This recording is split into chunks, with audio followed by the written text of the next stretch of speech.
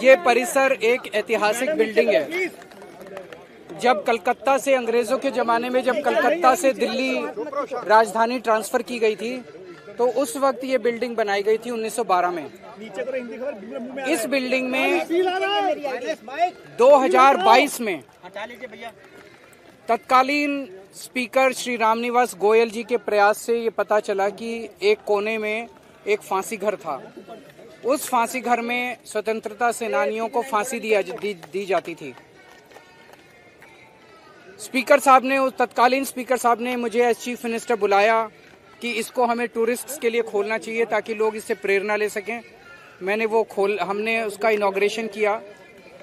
अब जब से इनकी सरकार आई है ये साबित करने में लगे हुए हैं कि वो फांसी घर नहीं था, वो टिफिन रूम था। मैं समझता हूं कि स्वतंत्रता सेनानियों का इससे बड़ा अपमान नहीं हो सकता। इनके पास आज विधानसभा में मेरे को बुलाया गया था ये कहने के लिए कि साबित करो वो फांसी घर था। तो मैंने कहा वो उस टाइम के स्पीकर साहब ने सारी जांच करने के बाद किया था, लेकिन मैंने कहा आप ये मेरे को बताइए कि आपके पास क्या सबूत है कि टिफिन रूम था, ये फांसी। इनके पास कोई सबूत नहीं है। तो इसका मतलब ये जानबूझ के स्वतंत्रता सेनानियों का अपमान करने के लिए उसको फांसी घर नहीं था ये साबित करने में लगे हुए हैं और वो टिफिन रूम था ये साबित करने में लगा।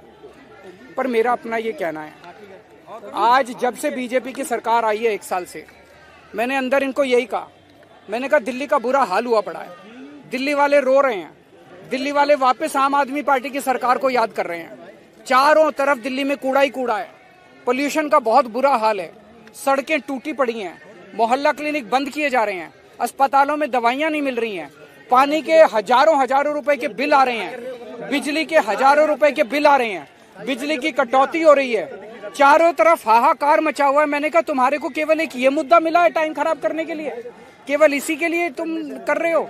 मैंने कहा जरा सा संभालो, दिल्ली को संभालो। दिल्ली के बारे में बात नहीं, मैं मुख्यमंत्री था, पूर्व मुख्यमंत्री, 10 साल में मुख्यमंत्री रहा, मेरे को भी थोड़ा एक्सपीरियंस है।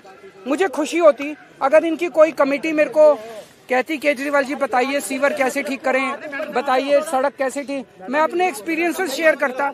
मेरे को इससे कोई लेना देना किसकी सरकार है। मैं तो चाहता हूं कि दिल्ली सुधरे, लेकिन इनको दिल्ली चलानी ही नहीं है, इनका मकसद ही नहीं है दिल्ली, केवल राजनीति करना है। और सबसे बड़ा दुख मेरे को इस बात का हुआ कि स्वतंत्रता सेनानियों को जब फांसी दी जाती थी ऐसे स्थान को ये लोग ये साबित करने में लगे हुए हैं कि वो फांसी घर नहीं है और वो टिफिन रूम है। Thank you.